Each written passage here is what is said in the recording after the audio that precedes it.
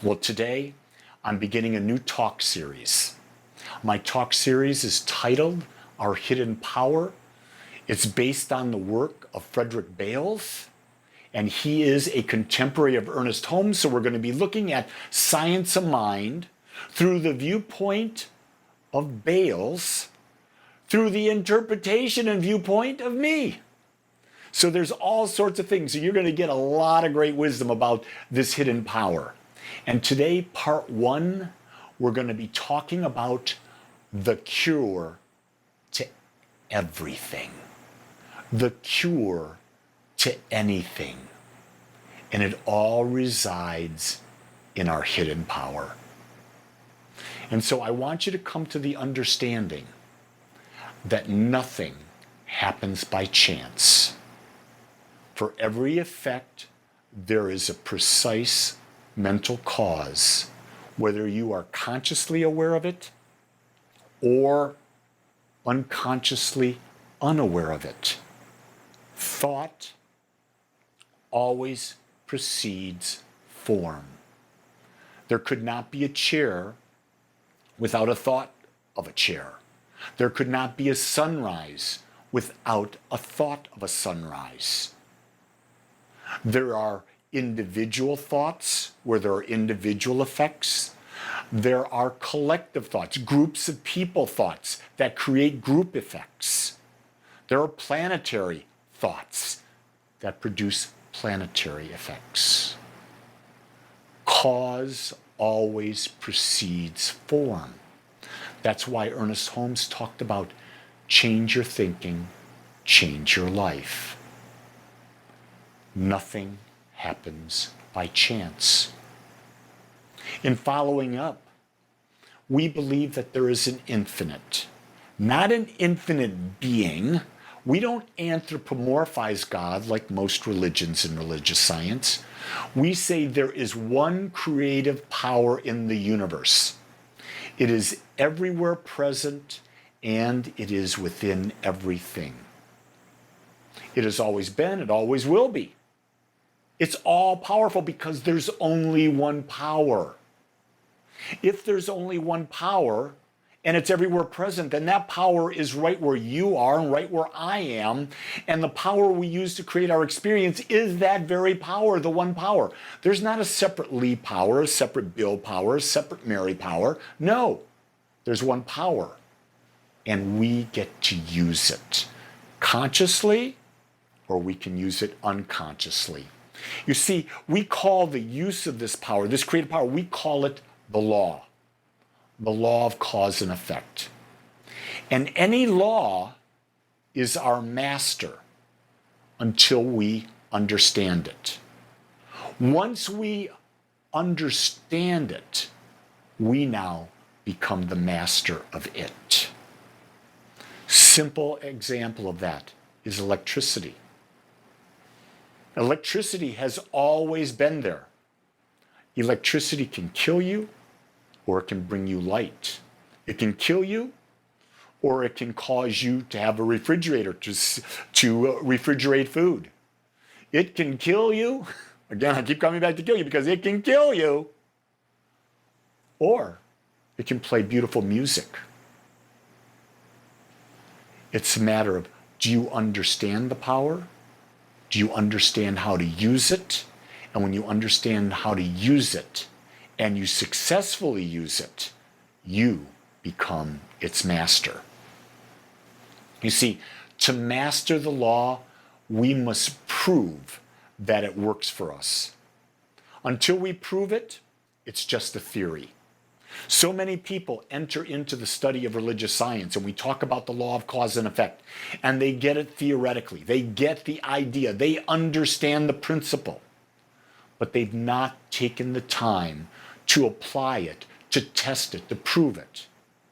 When Ernest Holmes created the science of mind, he said, we are religious scientists, meaning we take spiritual principles and we prove them in our lives. I'm proud to declare to you that I am a religious scientist. I'm proud to declare to you that I am a minister that teaches religious science. And you say, well, Lee, you talk about self-love through conscious living. Yes, I teach self-love because as I teach self-love, I teach oneness. When I teach oneness, I teach that there is a power within. When I teach there's a power within, I teach that our conscious living allows us to use that power to create the life that we choose. My greatest desire in life is to be a master of this power. You see, this universal law can be applied, and it works in any situation. It can be applied to money, to career, to relationships, to health, to well-being. It can be applied to anything. That's why when we talked about the title for the talk today, The Cure to Everything. Anything that ails you, anything that you don't have in your life that you want, if you use this power, if you understand this power and you correctly use this power, you'll shift whatever your life experience is. But the work is, you've got to use the power. Jesus, the teacher, said, "It is done unto you as you believe." We come back to those 8 words all the time. Your beliefs create your experience. What are your beliefs? Your thoughts, your words, your actions, your feelings that are aligned toward a specific result, held persistently and consistently, either consciously or unconsciously. Notice that. Because the law gives you what you hold. It gives you who you are. It doesn't give you what you think once in a while. No, it gives who you are. And who you are what you believe. So if you want to know who you are and what you believe, look at your life. I'll be getting into that later today when I'm teaching a class on the secrets of the millionaire mind.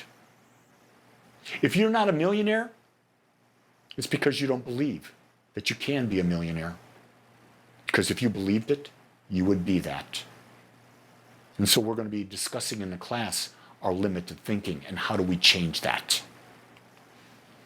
You see, in the old religion, they would tell us that we're punished for our sins. Poppycock. We're never punished for our sins. We're punished by them. You see, a sin is simply holding the wrong thought. What is the wrong thought? A thought not in alignment with what we want. See, if you're holding thoughts of illness and you want wellness, that's a sin. And it's the thought of holding illness in your mind that creates illness. You're not punished for doing something wrong. It's not that you've been a bad boy or a bad girl. You've held a thought or you've not held a thought about being well. Most people think that they're controlled by the winds of society, like a virus going around. Well, people are getting the virus. A lot of people are not getting the virus. A lot of people have gotten the virus and are asymptomatic that have healed easily. A lot of people have gotten the virus that have healed that. Some people have not. Very small portion. What do you believe about you? What I believe is that my immune system can heal anything. And if I had to prove it, yeah, I've been given opportunity after opportunity after opportunity. And I keep turning to that. And I see that it works for me. That's why I use it. That's why I teach it. Because it has worked for me. That's my proof. A great teacher, when someone tells them this is what the truth is, you ask them, what is their proof? And the only proof that's valid is your actual experience. You've demonstrated it. That's the proof that matters. So today, because we're approaching this from the standpoint of Frederick Bales, it'll be a little bit different than Ernest, but the teachings are still there. You see, Joseph Murphy, there are a ton of teachers at the time of Ernest that were teaching basically the law of cause and effect. And each of them presented it in just a unique way, a different way. So that's why I love Frederick. I love the way he teaches. So I wanted to bring you the science of mind from that perspective, so maybe you can hear it a little bit differently. So Fred teaches, you mind if I call him Fred? I'm going to. I'm not into the formal Frederick, but Fred. Fred says there are 3 steps to directing the creative process. Step 1, we must understand the creative law. We must understand the creative law. We must know how it works and what role do we play in directing its power. That's really critical to understand. What role do we play in directing its creative power? So you got to understand there's a creative power. There's one. We got to understand how it works. What did we say earlier? It is done unto you as you believe. And what is our role? We have to direct it. We have to create beliefs that align with what we desire to experience. Financial beliefs, mental beliefs, health beliefs, relationship beliefs, beliefs about love, beliefs about sex, beliefs about everything. Here's the interesting thing.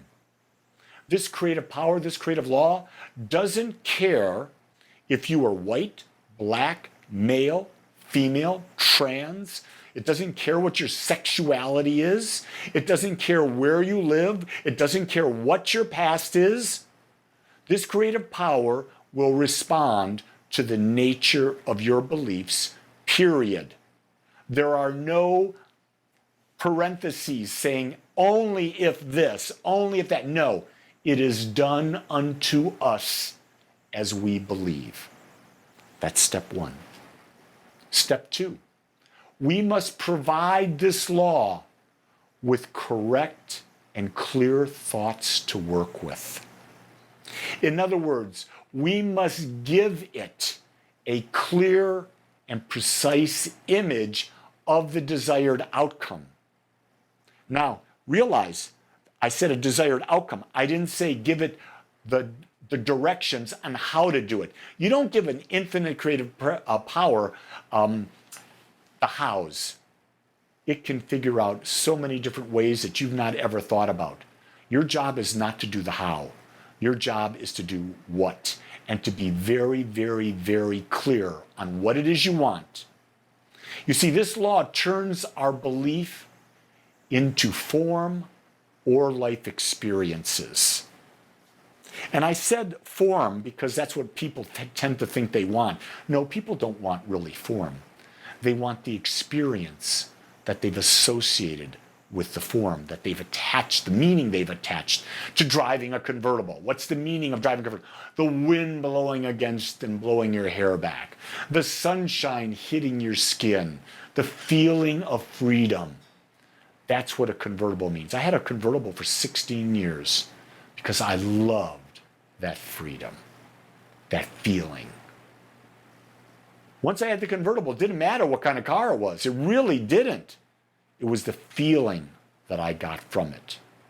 You see, our role is to build the belief that is a conscious choice about what we want to experience. Now, hear about that. The key thing there, it's a conscious choice. It's your conscious choice. It's not the choice of what your mom wanted for you, what your dad wanted for you, what the business wants for you, what maybe your prior religion wants for you, not what your wife or your husband want for you. It's not what your children want for you. It's not what your best friend wants for you. It's not what society wants for you. It's what you want for you.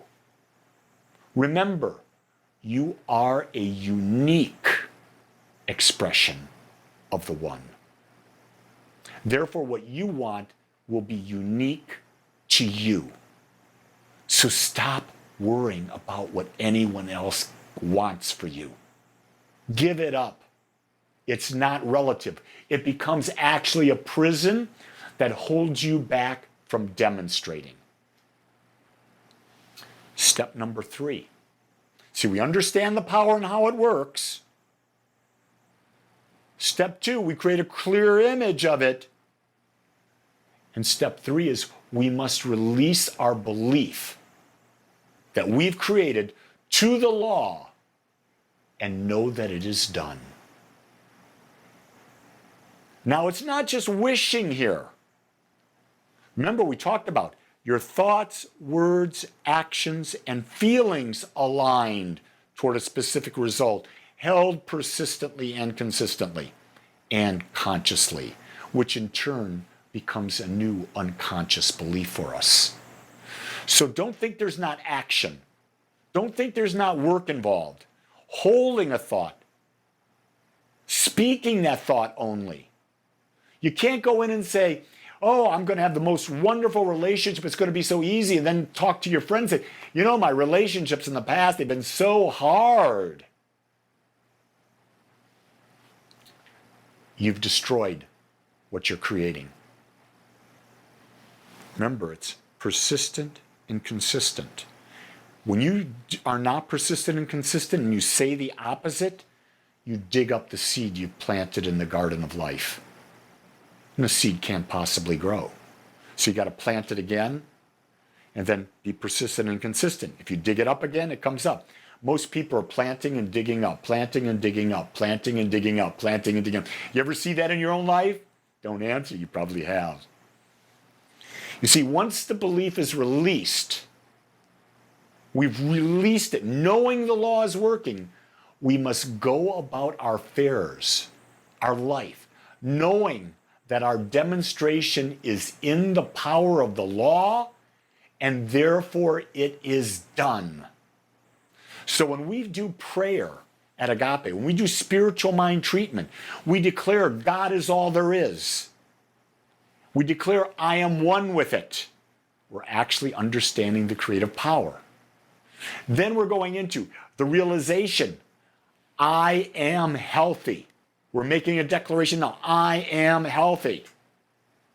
Believing it in thoughts, words, and actions and feelings. And then we go into the state of gratitude, giving thanks that it is already done within our mind.